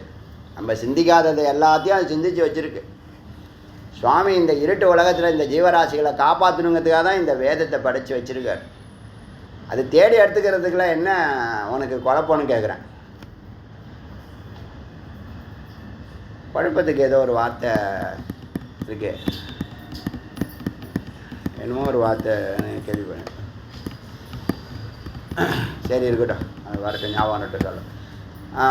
அந்த மாதிரி குழப்பமற்ற ஒரு நிலையை உருவாக்குறதுக்கு, தெளிவான வாழ்க்கையை நடத்துறதுக்கு அந்த வேதம் ரொம்ப ரொம்ப நேசிக்க வேண்டிய ஒரு பொருள். குரு, அப்பா அம்மா இவங்கெல்லாம் நேசிக்கத்தக்க மரியாதைக்குரிய மகத்துவமான பொருட்கள். என்றைக்கும் மறக்கக்கூடாது. அவங்களுடைய உருவத்தை பார்த்தோ நீங்கள் அதெல்லாம் நீங்கள் அது அறியாமை. உள்ளே பார்க்கணும், உயிரை பார்க்கணும், அது ஒரு தத்துவமாக பார்க்கணும். அந்த நிலை இருக்குல்ல, பல கோடி கோடான கோடி ஜென்மாக்களுக்கு அப்புறமா இந்த சுப இச்சா பறிக்கிறது. இதுதான் எல்லா கதவுக்கும், எல்லா ஆனந்தத்துக்கும், இறைநிலைக்கு போகிறதுக்கான ஆசை, விருப்பம். யார் கொடுப்பா? யார் கொடுப்பா? இந்த இச்சையை யார் கொடுப்பா? உண்மையாக சொல்லணும், சும்மா குருன்னு போய் சொல்லக்கூடாது. இந்த இச்சை வந்த பிற்பாடு தான் குருவையே பார்க்க போகிறேன். இந்த இச்சையை ஈசனே கொடுக்குறான். ஈசனே கொடுக்குறான். சரி, குழந்தை வந்த வேலையெல்லாம் செஞ்சுருக்கான், ஓரளவுக்கு கரெக்டாக போயின்னு இருக்கான். சரி, ட்ராக்கில் ஒரு கதவை திறந்து பார்ப்போம், வரானான்னு திறந்து விடுறார். எண்ணம் வந்து கூட நம்ம விடுதலை அடையணும், இல்லை இறைவனோட இரண்டரை கலக்கணுங்கிற எண்ணம்னா சும்மா சாதாரண 10ஓட 11 இருக்கிற விஷயம் இல்லைங்க. அதெல்லாம் ரொம்ப ரொம்ப நீ இந்த விஷயத்தில் எவ்வளோ தீவிரகதி அடைஞ்சாலும் தப்பே இல்லை. ஞான யோகம் குரு அப்படி தான் சொல்லுவாங்க, மெலோடியாக போங்க, நிதானமாக போங்க, மெதுவாக போங்கன்னு தான் சொல்லுவாங்க. ஆனால் இதுக்கு வந்து இறைவன் உள்ளே போகிறதுக்கு என்ன மெதுவாக போகிறது? இதுதான் முதல்ல செய்யணும். இதுதான் பெரியாரிட்டினா என்னெல்லாம் பொறுத்த வரைக்கும் இந்த காரியத்தை முடித்தா அந்த காரியம் நடக்கும்னா இந்த காரியத்தை முடிச்சிடுவேன். இதுதான் உத்தமமான அதிகாரின்னு சொல்கிறது. இது பண்ணால் அது வந்துடும், ஆனால் இது நான் பண்ணுறேன், மத்தியானம் பண்ணுறேன், நைட்டு பண்ணுறேன், நாளைக்கு பண்ணுறேன். அது என்னது? அறிவீனம், தமோ குணம் அதில் கலந்து நிற்குதுன்னு அர்த்தம். இதான் நோயின்னு சொல்லியாச்சு. ரோகம், ரோக காரணம், ரோக நிவர்த்தி. 4வது என்ன சொன்னோம்? ரோக நிவர்த்திக்கான உபாயம், அதாவது சமயக் தரிசனம்னு சொன்னார் கடைசி வாழ், மீண்டும் வராத அமிர்த நிலை. இதான் நோயின்னு தெரியுது, இதான் மருந்துன்னா அப்போ மருந்தை நான் சாப்பிட மாட்டேன்னா அதில் எனக்கு சோம்பேறித்தனம் என்ன? சில பேர் உடம்பு சரியாது ஒரு நாள் இருக்கலாம், ரைட்டு. 2வது நாள் இருக்கக்கூடாது. 2வது நாள் சாயந்தரத்துக்குள்ளே டாக்டரை கட்டாயம் பார்க்கணும். அதுவே வரும், அதுவே போயிடும், எனக்கு ஒன்றும் செய்யாது. இது வரைக்கும் எனக்கு அது மாதிரி நடந்ததே இல்லை. இதெல்லாம் அவன் டைலாக் பண்ணி வச்சுருக்கான். அறிவேணும். ஒரு நாள் ஓகே, அதுக்குள்ளே நீ சமாளிக்கிறியா, அது எதிர்ப்பு சக்தி இருக்கா, அது வந்துச்சா வரலையா, ஓகே. 2வது நாள் காலையில் ஆச்சா, போகலையா, மத்தியானமே டிசைட் பண்ணிடணும் சாயந்தரம் டாக்டர் பார்க்கணுன்னு. அவங்களும் அதான் கேட்பாங்க, எத்தனை நாள் ஆச்சுன்னு கேட்குறாங்களா இல்லையா? டாக்டர்ஸ் கேட்குறாங்களா இல்லையா? எல்லாரையும் தப்பாக எவாலுவேட் பண்ணுறோம். டீச்சரை தப்பாக எவாலுவேட் பண்ணுறோம், டாக்டரை தப்பாக எவாலுவேட் பண்ணுறோம். எவனாவது ஒருத்தன் எங்கேயாவது பண்ணானா மொத்த டாக்டரும் இப்படி தான் இருப்பாங்க, மொத்த டீச்சரும் இப்படி தான் இருப்பாங்கன்னு, மொத்த சாமியாரும் இப்படி தான் இருப்பாங்க. எல்லாம் உங்கள் அறிவுலாம் அதுக்கு தான் எலி மூளைன்னு சொன்னது. இந்த எலியை எப்படி பிடிக்கணும்னு ஒரு மூளை இருக்குது பார்த்தீங்களா? அதை பிடிச்சி எப்படி எங்கே வண்டி விட்டு வந்தேன் தெரியுமா?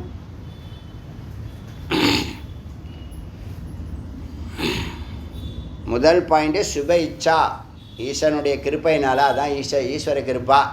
அடுத்தது குரு கிருப்பா. குரு ஏற்றுக்கணும்ல, உங்களை பற்றி எல்லாமே தெரிஞ்சிருக்கும் அவங்களுக்கு. நல்லதும் தெரியும், ப்ளஸ்ஸையும் பார்ப்பாங்க, மைனஸையும் பார்ப்பாங்க. மைனஸை தள்ளிட்டு ப்ளஸ்ஸை தான் அவங்க ஏற்றுக்குவாங்க, மைனஸை ப்ளஸ்ஸாக மாற்றிடுவாங்க. அந்த மைனஸோட இன்னொரு மைனஸை போட்டாங்கன்னா அது ப்ளஸ் ஆகிடும். அது அவங்களுக்கு தெரியும். அதனால் உங்களை ப்ளஸ்ஸாக மாற்றுறது தான், ப்ளஸ்ஸாக மட்டும் இல்லை ப்ரெசண்ட்டாகவும் மாற்றிடலாம். இப்போ நீங்கள் ப்ரெஷராக இருப்பீங்க. அச்சா ஞானபூமி சுபேச்சா ஆக்கியா பிரதம சம் உத்தாகிருத்தா. சுப இச்சாங்கிறது கோடி ஜென்மாவுக்கு அப்புறமா பிறக்கக்கூடிய ஞானம். அதுவே ஞானங்க. உண்டா இல்லையா? இவ்வளோ நாள் பொய் பின்னாடியே போனோம். இப்போ தான் ஒரு நல்ல ஒரு இதை விட மேலான டார்கெட்டு எதுவுமே இருக்க முடியாது. அதை அடைஞ்சோம். அதுக்கப்புறம் விசாரிக்கிறோம், சிந்திக்கிறோம். மேலான வாழ்க்கை ஒன்று இருக்கிறதே தெரியுது, எனக்கு கண்ணுக்கு தெரியுது. கைலாயத்தில் கைலாயம் எப்படி இருக்கும், அங்கே அப்படி மக்கள்லாம் இருப்பாங்க, சுவாமி எப்படி ஆட்சி பண்ணுவாங்க, பூலோகத்தில் அது நடக்குதா, மேன்மையான வாழ்க்கை ஒன்று இருக்கே, ஆனந்தமான ஒரு வாழ்க்கை இருக்கேன்னு அப்படி விசாரம் பண்ணுறோம் இல்லையா, அது வெறும் விசாரம். சிந்திக்கிறான் மேலான வாழ்க்கை ஒன்று இருக்குது, அதை அடையணும்னு சிந்திக்கிறான். லௌகிகத்தை எடுத்தாலும் நினைக்கிறீங்களா இல்லையா? இப்போ 10,000 15,000 சம்பாதிக்கிறீங்க, 50,000 1 லட்சம் சம்பாதிக்கணும். 1 லட்சம் சம்பாதிக்கிறவன் 3 லட்சம் 5 லட்சம் சம்பாதிக்கணும்பா. 5 லட்சம் சம்பாதிக்கிறவன் அது எல்லாம் இல்லாமல் போயிட்டு இருக்கோம், போகட்டும். ஆனால் மேலான வாழ்க்கை தான் நீங்கள் சிந்திக்கிறீங்க. பணம் 2வது பட்சம். மேலான வாழ்க்கையை நான் வாழணும்னு நமக்கு அறிவு இருக்கே. அறிவு ஒன்றில் நின்னா அறிவு வந்துடும். நான் சொன்னேன், நீ எவ்வளோ இடியட்டாக இருந்தாலும் பரவாயில்ல, ஒன்றில் நிற்கிறன்னு அறிவு இருந்தால் ஜெயிச்சிடலாம். இது ஒன்றும் சாதனமாக எடுத்துக்காதீங்க. ஸ்வத்வதியா தூ திருத்தியா. முதல் வார்த்தை சுபைச்சா, 2வது விசாரணா. மேலான வாழ்க்கை வாழணும். அப்புறம் தனு மானசி. இந்த புலன்கள் பொதுவாக வெளியில் போயிட்டே இருக்குல்ல, அதுக்கு சில சாப்பாடெல்லாம் நிறுத்தணும். அதுக்கு போட வேண்டிய அதான் யமனியமன்னு சொல்கிற மாதிரி கொல்ல வேண்டியது தள்ள வேண்டியது விரதம்னு சொல்கிறோம் இல்லையா. இதுக்கு பொறி புலன்களுக்கு சாப்பாடு போட்டு தாங்க வாழ்க்கை ஃபுல்லாக பண்ணிக்கிட்டு இருக்கோம். வாழ்க்கை ஃபுல்லாக பொறி புலன்களுக்கு சாப்பாடு போட்டுக்கிட்டே கிடக்கிறோம், அதுக்கு ஓடிக்கிட்டே இருக்கோம். பொறி புலன்கள் தன்னுடைய சாப்பாட்டை நிறுத்துமானா நிறுத்தவே நிறுத்தாது. அது என்ன ஆகும்னா அதுதான் விகாரமாகிறது, டிப்ரெஷ் ஆகிறது, துள்ளி குதிக்கிறது, எல்லா வேலையும் செய்யுது. அதனால் தனு மானசி அந்த பலமான புலன்களை வீக்காக பண்ணணும். அது கொடுக்க வேண்டிய ரொம்ப ஓவராக ஒன்றுலையும் பண்ணுறான்னா அதெல்லாம் நிறுத்தணும், லிமிட்டாக வச்சுக்கணும். அதுதான் தனு மானசி. விரதம்னு சொல்லலாம் சுருக்கமாக. என்னது? அந்த பலமான எண்ணங்களை வீக்காக்குறது தனு மானசி. அப்புறம் சத்வாபத்தி. சத்வகுணத்துக்கு வரணும், சத்வகுணத்தில் நிற்கணும், சத்காரியங்களில் ஈடுபடணும். ஜி சொல்கிற மாதிரி 8 மணி நேரம் சத்வகுணத்துக்கு நம்ம பயணிக்கணும். இப்போ எவ்வளோ நேரம் சத்வகுணத்தில் இருக்கோம்?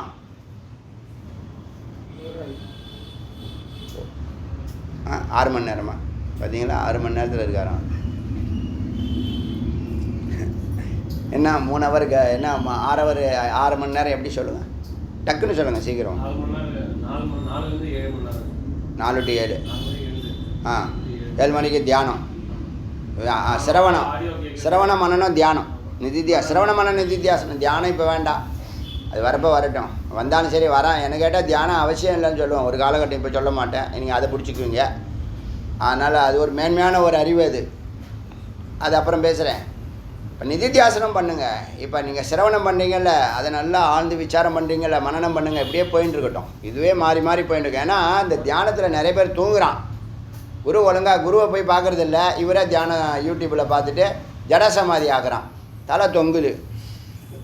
அது இந்த இடத்துல வேறு உட்காந்து தூங்குனா இது தியானம் பண்ணால் இப்படி தூங்கலாம், அங்கே படுத்து தூங்கினா அப்படி. அதுக்கு நீ படுத்தே தூங்கினா தம்பி, நீ படுத்து தூங்கினா தூக்கமே வரமாட்டேங்குது, உட்காந்து தூங்கினா தான் நல்லா இருக்குது, சூப்பராக இருக்குது அப்படின்னா ஜடசமாதியில் கொண்டு போய் விட்டுரும். 10 லட்சம் மன்வந்திரேன்னு சொல்லுது.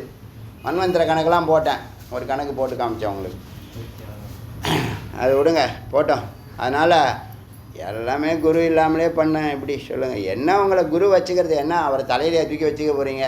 ஒரு ஓரமாக கடைசியில் ஒரே 1% ஒரு அணுவளவு அவருக்கு இடம் கொடுக்கணும். ஹிருதயத்தில் ஒரே 1% அணுவளவு கடைசியில் உட்காந்துருக்கட்டுமே. என்னப்பா, எனக்கே ஒரு நாளே அவர்கிட்ட பேசலாம்.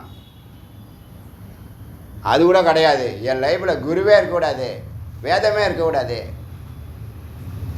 அப்புறம் எப்படி மோட்சமே இருக்கக்கூடாதுன்னு அர்த்தம் தெரியுமில்ல? சத்வாபத்தி, சதா சத்துவகுணத்தில் இருக்கீங்க. அங்கே ஒரு 4 ஹவர், அப்புறம் இங்கே 1 ஹவர், 5 கிரிவலம் 1.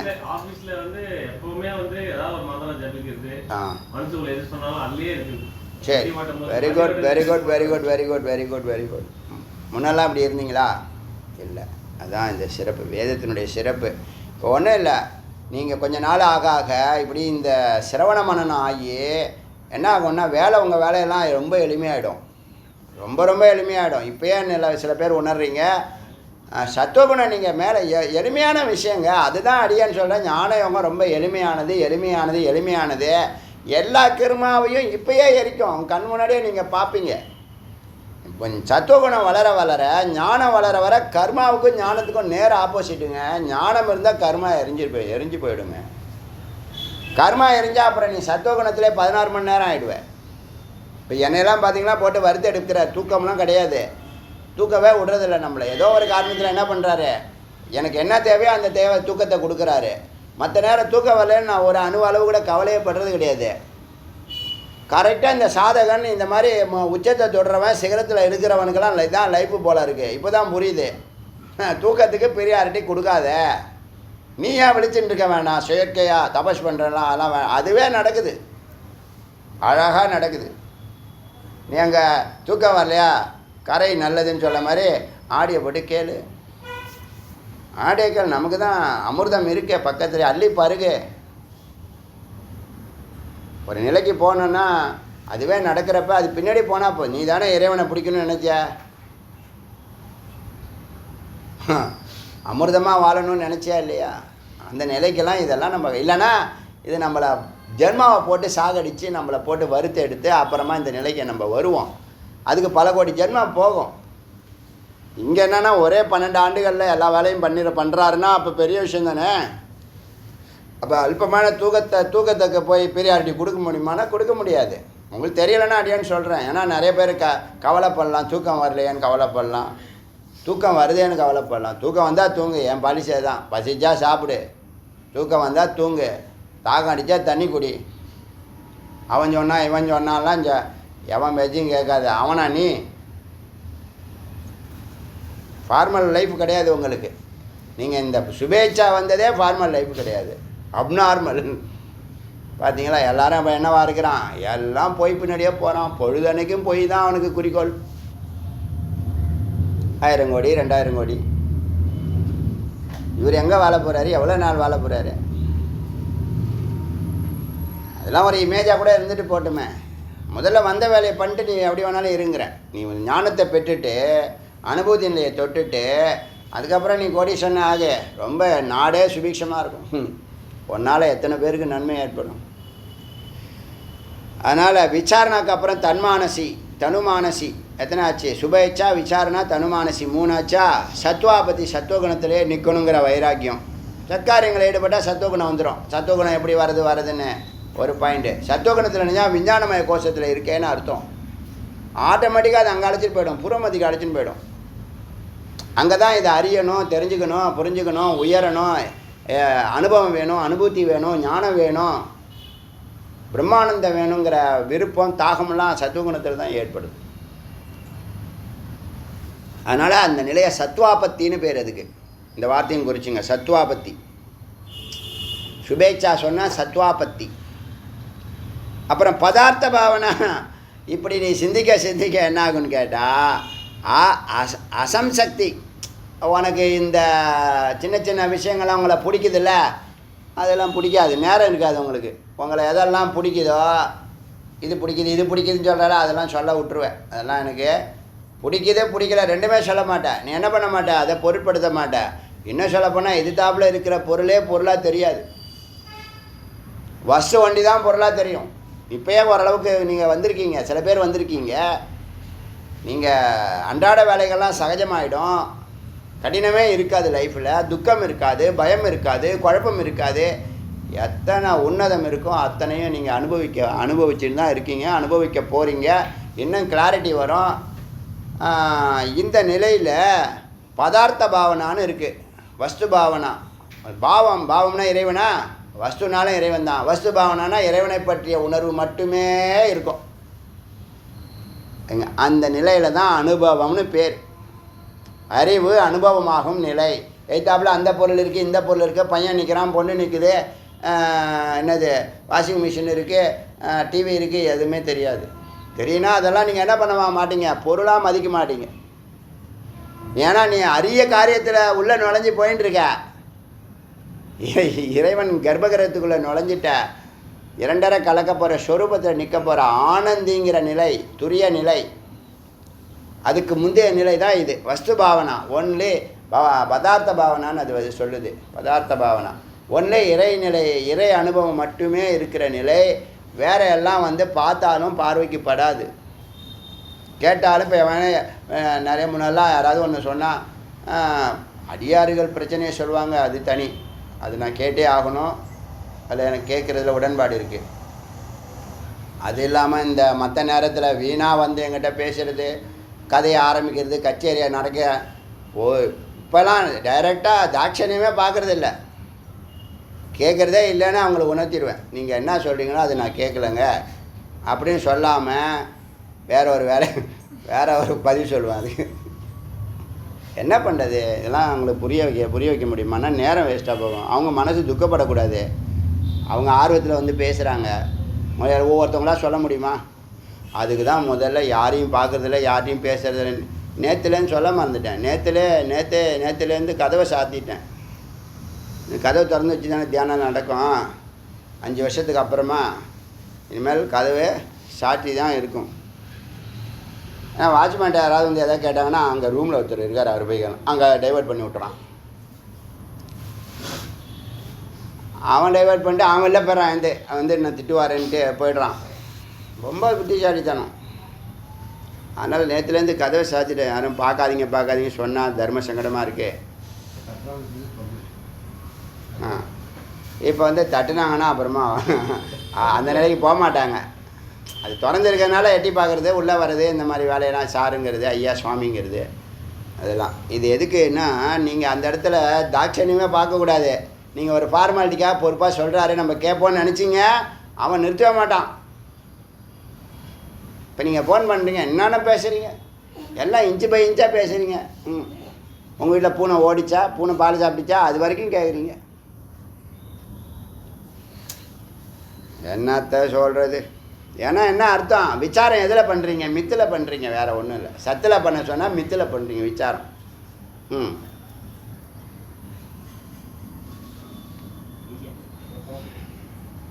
சொச்சோ நேரம் ஆயிடுச்சு. அதனால் பதார்த்த பாவனா 7வது நிலை தான் துரியகா அனுபவம். இடையில் ஆசக்தி, ஆசம்சக்தி, ஆசக்தி, சக்தி. சக்தினா அந்த சக்தியில் சக்தி பிடிக்கிறது, ஆசக்தி நன்றாக பிடிக்கிறது, சம்சக்தி ரொம்ப நன்றாக பிடிக்கிறது, அசம்சக்தி விட்டுறது, பிடிக்காமல் இருக்கிறது. அது எத்தனாவதுன்னா அதான் 5வது நிலை. பதார்த்த பாவனா 6வது நிலை. பதார்த்த பாவனா 6வது நிலை. துரியகா நல்ல சப்ஜெக்ட் இது. நாளைக்கு சும்மா ஒரு கிளான்ஸ் பார்க்கலாம். துரியகா அதான் 7வது நிலை. பூர்வ மத்தியிலேருந்து சகசிராரத்துக்குள்ள சிவபோகம். ஆனந்தின்னு சொல்கிறோம் இல்லையா? ஆனந்தினா பெண்ணுன்னு நினச்சிக்காதீங்க. ஆனந்தமாக இருக்கிறவன் ஆனந்தி, புரியுதா? பிரேமமாக இருக்கிறவன் பிரேமி, புரியா? அது மாதிரி இருக்கட்டும். அதனால் இது நாளைக்கு பார்க்கலாம். 304 அரிய மந்திரம் இது. நாளைக்கு பார்க்கலாம். ஒரு ரெவ்யூ பண்ணிவிட்டு போகலாம். எத்தனை பார்த்துருவோம்? 300லேருந்து 303 வரைக்கும் பார்த்துருக்கோம். 304மே போட்டிருங்க. ஏன்னா அது தனியாக எக்ஸ்பிளைன் பண்ண போகுது. அது ஒன்றுக்கும் தனியாக எக்ஸ்பிளைன் பண்ண போகுது. 304 வரைக்குமே போட்டுருங்க. சும்மா ரெவ்யூ பண்ணிட்டு போகலாம்.